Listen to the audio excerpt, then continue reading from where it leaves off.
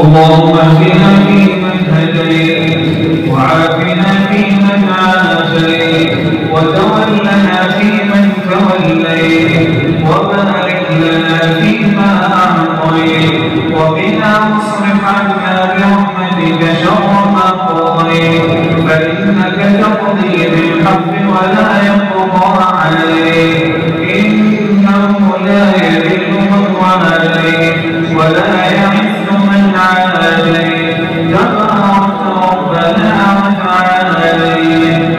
اللهم اقسم لنا من خشيتك ما تحول به بيننا وبين معصيتك ومن طاعتك ما تبلغنا به جنتك ومن اليقين ما تهون به علينا مصائب الدنيا ومتعنا اللهم بأسماعنا وأبصارنا وقواتنا ما أحييتنا واجعلنا الوارث منا واجعل ثارنا على من ظلمنا وانصرنا على من عادانا ولا تجعل مصيبتنا في ديننا ولا تجعل الدنيا أكبر همنا ولا مبلغ علمنا ولا إلى النار مصيرنا واجعل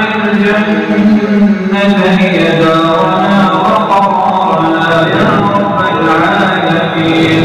اللهم إنا نسألك الجنة وما قرب إليها من قول وعمل ونعوذ بك اللهم من النار وما قرب إليها من قول وعمل ونسألك اللهم عيش السعداء ومرافقة الأنبياء والنصر على الأعداء يا سميع الدعاء يا من لا يعجزه شيء في الأرض ولا في السماء.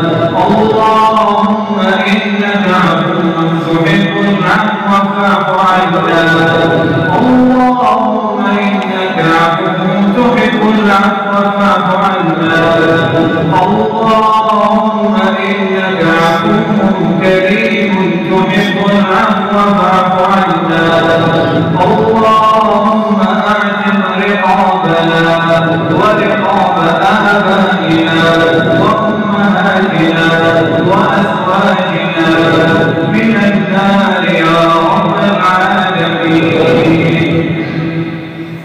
اللهم أعز الإسلام والمسلمين وأذل الشرك والمشركين ودمر أعداء الدين واجعل هذا البلد آمنا مطمئنا وسائر بلاد المسلمين. اللهم وفق ولي أمرنا لما تحب وترضى وخذ بناصيته بالبر والتقوى.